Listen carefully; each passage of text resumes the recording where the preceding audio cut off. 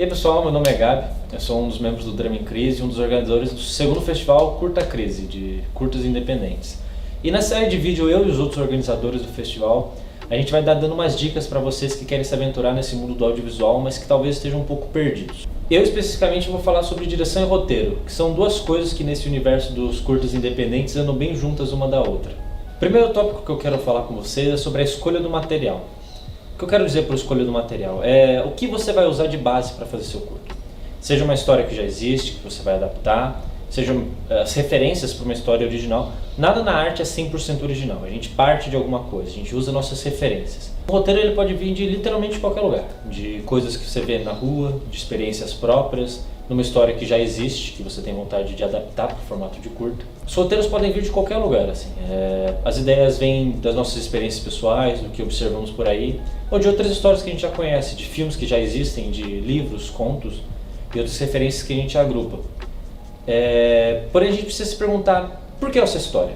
Por que escolher essa e não a outra? Qual a importância disso, né? O que nosso roteiro diz? É possível você escrever um roteiro inteiro e não conhecer a sua história. Mesmo que você pense bastante, você realmente só vai conhecer fazendo e botando em prática. Porque a mídia não é o roteiro, a mídia é o curto, é o audiovisual. Mas é bom, antes de tudo, a gente se perguntar o que isso está dizendo? Por que escolher isso? Por que dizer isso é melhor do que não dizer nada? Eu vou usar esse tópico da escolha do material para tangenciar em outros pontos. Primeira coisa importante levar em consideração para o curta como um todo, mas na escolha do material, é a forma do curta. Essa mídia do audiovisual com uma limitação de minutos. No caso do nosso festival, os curtos podem ter até 12 minutos. Então é preciso que o que você escolha para contar caiba dentro desse período de tempo e seja conciso dentro desse período de tempo, né? Mas essa limitação de 12 minutos não é necessariamente um impedimento. Na verdade, dizem até que a limitação faz a arte. Então, quando você vai fazer um curta, é bom tentar dizer mais usando menos. Em vez de você perder, por exemplo, um minuto com um diálogo explicando sobre uma festa que aconteceu, sobre tal característica de personagem, usa a sua mídia, a sua forma do audiovisual para contar isso de outras maneiras, porque a forma também é narrativa. O cenário que aparece nele conta uma história também. No caso, sei lá, aconteceu uma festa, então são as latas de cerveja jogadas, é a bagunça. E você pode usar a câmera para mostrar isso, porque o que a câmera decide filmar, quando ela decide filmar e até mesmo que ela decide não filmar, é parte daquela narrativa. E é um recurso valioso para você ganhar tempo, de certa forma, mas também para você melhorar o jeito que você conta aquela história, usar ao máximo os recursos que essa forma te permitem. A mesma coisa vale para os personagens e para os atores e atrizes. Em vez de usar de um diálogo para falar tal característica de um personagem, você pode usar os gestos. C'est moi qui parle là. Oh, c'est à moi que tu parles. C'est mec, c'est moi qui parle, son cul. C'est à moi qui parle, putain. C'est à moi que tu parles comme ça, mec.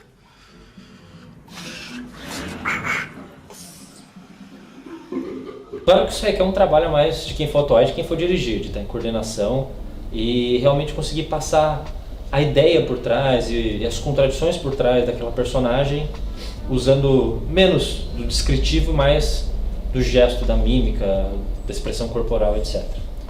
Tem algumas técnicas que podem ajudar com isso e eu vou dar algumas dicas agora sobre essa questão de dirigir na atuação, saindo numa tangente aqui.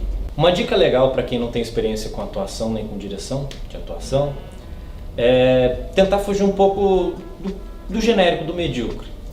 Em vez de ler o roteiro certinho, palavra por palavra, em vez de tentar realmente fingir ser aquilo, fingir, por exemplo, um exemplo que eu vou usar mais tarde, fingir estar bêbado, né? Fingir cambalear de propósito, é mudar um pouco a lógica. Primeiro, em relação a ler o roteiro, né? É mais importante que quem for atuar entenda o que está acontecendo ali, o que está em jogo, o que aquela personagem tem na cabeça, está botando em conflito ali, do que realmente as palavras certinhas, palavra por palavra. Claro que isso varia com o gosto de cada um que for dirigir, mas é mais interessante, ainda mais no cinema experimental, independente, que os atores e atrizes tenham sua liberdade para botar a sua interpretação em cima daquele papel, a sua visão, o calor do momento também para conduzir as coisas, não ser tão rígido e duro. que às vezes parece ser o jeito correto de fazer, mas não necessariamente, e para muita gente pode mais atrapalhar do que ajudar. Outra dica é que ao invés de tentar fingir exatamente o que você está tentando representar, é ter na cabeça o pensamento da personagem naquele momento. Vamos dar um exemplo que durante uma cena entra uma personagem que está bêbada, mas ela não quer, no caso, parecer que está bêbada. Pensa que um ator comum, assim, que talvez não pense em muitas camadas, como vai fazer essa personagem? Vai cambalear, vai se jogar, vai gaguejar, vai fazer toda essa encenação do estar bêbado. Porém, aquela personagem, aquela pessoa entrando ali, o pensamento dela vai ser: tenho que tentar não parecer bêbado. Então, uma coisa interessante para fazer da atuação um pouco melhor é você criar essas duas camadas contraditórias do personagem. Como ele está fisicamente e como ele está na sua cabeça. Fisicamente, sim, está tendo dificuldade, você tem que, de alguma forma, ensinar seu corpo, ensaiar um pouco, aparecer esse cambaleio do bêbado e tudo mais, mas na sua cabeça você tem que estar pensando: puxa, tem que fingir não estar bêbado, tentar não estar bêbado, e meu corpo tem que fazer o contrário. Parece que é difícil, mas quando você vai para a prática e quando você coloca o seu corpo em ação, você percebe que o corpo humano ele é muito inteligente e a gente consegue fazer essas coisas, e criando essas camadas a gente consegue ter uma atuação um pouquinho melhor, um pouquinho mais interessante do que aquela coisa que a gente vê muito por aí de aquela pessoa que claramente está se colocando como bêbada, claramente está etc, etc, etc. Claro que tudo depende do conceito do filme, mas é uma dica que pode ajudar. Essas duas dicas que eu dei sobre encenação são versões bem grosseiras do que o Stanislavski, que é um ensinador russo, fala em alguns dos seus livros de teoria. Let's go down there I'll give you a and... rundown after the show. Right, we'll do a great show. Watch out. Your back. We'll smile. We'll cry big glistening tears that pour onto the stage, and we'll make their lives a little happier, huh? So they won't have to face themselves. They can pretend to be somebody else.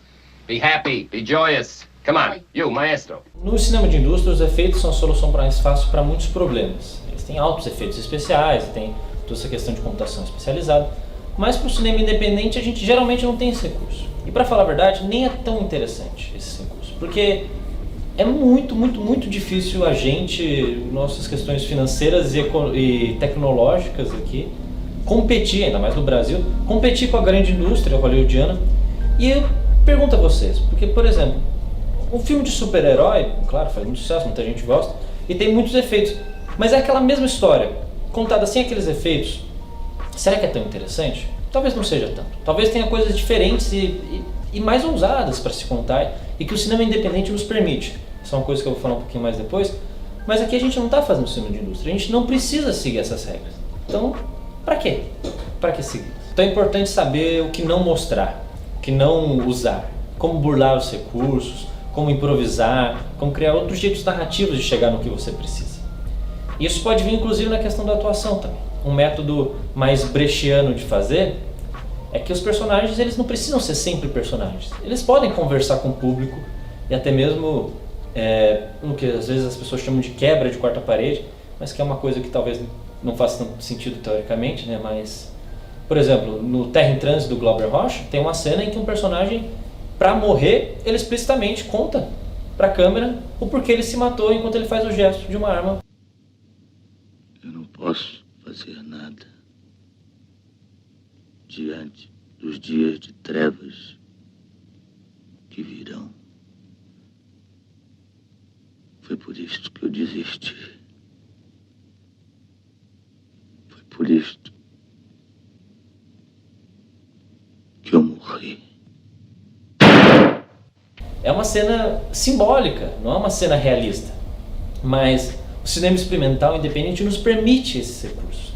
E é um engano achar que esses recursos não são tão fortes quanto o realismo da morte no cinema grande. Não, às vezes eles podem ser até mais fortes, porque no final das contas nosso cérebro sabe que é uma história.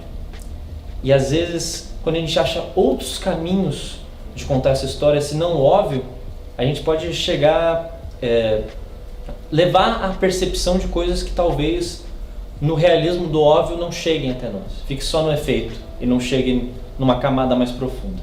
Em resumo, no final das contas, é mentira achar que o cinema tem suas limitações pela ilusão, que diferente do teatro, o cinema não pode fazer tudo. Não. Assim como o teatro se diz que pode fazer tudo, o cinema pode fazer tudo. A gente só precisa estar disposto a quebrar algumas regras. Voltando agora à questão do material mais claramente, se você não sabe que material escolher, não sabe sobre o que fazer um curto, você quer fazer, mas não sabe que história fazer, às vezes, ao invés de tentar escrever alguma coisa ou achar um roteiro, uma boa dica de uma inspiração legal para fazer um curto são contos. Temos no Brasil grandes contistas como Machado de Assis, Nelson Rodrigues, Clarice Lispector, e em milhares de contos que você acha facilmente na internet, de graça, você consegue achar inspiração para um curto. E o formato do conto, por ser uma forma literária mais breve, ela encaixa muito bem para o curto. E às vezes pode ser um bom ponto de partida para você que não sabe exatamente que história contar nesse momento. Não só contos brasileiros, esses que eu citei mais realistas, mas também contos mais fantásticos, como do Edgar Allan Poe ou do Hermann Hesse, pode ser uma boa inspiração para o curto. Peças de um ato também são legais, mas são mais difíceis de achar e você tem que estar sabendo melhor o que procurar. Como as peças de um ato do Tennessee Williams. A peça de um ato ela já tem um formato parecido com o roteiro, então adaptar é um pouco mais fácil. Pode ser uma boa solução para você que não sabe por onde começar. Agora, é também bom lembrar dos seus amigos. Talvez você conheça alguém que escreva, que possivelmente possa já ter feito um roteiro ou tenha vontade de fazer. Convida essa pessoa para fazer junto com você. Criem juntos alguma coisa. Eu acho que isso pode ser até mais legal do que adaptar uma coisa que já existe ou de construir sozinho uma história, né? Traga mais pessoas para dentro desse projeto e movimente aquelas pessoas, e movimente o pensar e o fazer arte. Esse é o propósito do festival e quanto mais vocês fizerem isso, melhor. Bom, eu falei um pouco de material e sem tangente em algumas áreas que eu acho que podem talvez ajudar alguns de vocês que estejam um pouco perdidos. Mas, em resumo, o Curta Crise é um lugar para experimentar. O que a gente quer de vocês é que vocês se movimentem. A gente quer realmente colocar em prática a cultura, e colocar em prática a arte, e que vocês saiam um pouco do que é óbvio. A gente está fazendo curta independente, curtas experimentais até, por que não? A gente não precisa seguir as regras da indústria, não precisa da estrutura de 3 atos, que nem cabe direito num curta, não precisa de jornada de herói, que também é uma coisa tão batida, a gente não precisa de nada disso, pode jogar tudo isso fora. A melhor dica que eu posso dar para vocês é, vão ler coisas diferentes, vão assistir coisas diferentes, vão observar o que está acontecendo por aí, nos jornais, nas ruas. Material é o que não falta.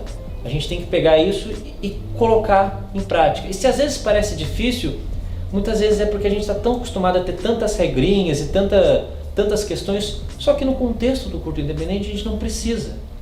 E o que importa nesse contexto do curta crise não é o resultado, é o processo. Você vai ter uma ideia, se quando você botar em prática, talvez fique pior do que você imaginou, talvez fique melhor do que você imaginou, mas isso não importa. Mas a questão é que não vai ser igual ao que você pensou, vai ser diferente.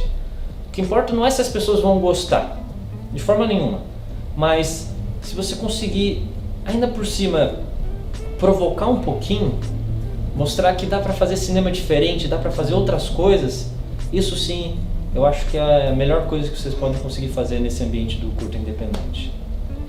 Talvez não agradar, mas provocar. E se agradar, melhor ainda. Bom, espero que essas dicas tenham ajudado vocês. Desculpa se eu falo muito ou muito confuso, mas é isso. Muito obrigado.